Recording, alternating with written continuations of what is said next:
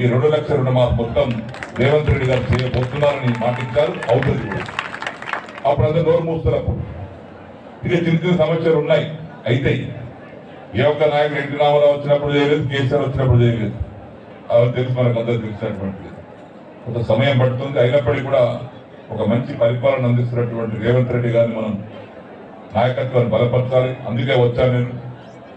వారి ముఖ్యమంత్రి సారథ్యంలో ఈ రాష్ట్రం బాగుపడాలి. మన కాన్ఫరెన్స్ ఉన్నటువంటి పనులన్నీ కూడా పూర్తి చేసుకుందాం. గ్రామాల సమస్యలు ఉంటే వాటిని పరిష్కారం చేసుకుందాం మీ అందరి సహకారంతో.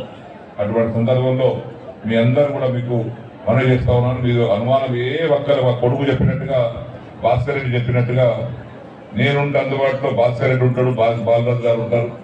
ఏ సమయం వచ్చినా, ఏ అవకాశం వచ్చినా, ఏ బాధ వచ్చినా కొన్ని రిక్వెస్ట్ సంకోచంగా మాకు మాట్లాడవచ్చు, తెలియజేయవచ్చు.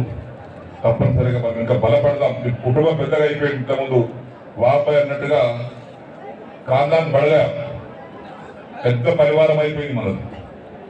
పెద్ద పరివారం అయినప్పుడు భారం కూడా ఉంటుంది, బరువు కూడా ఉంటుంది.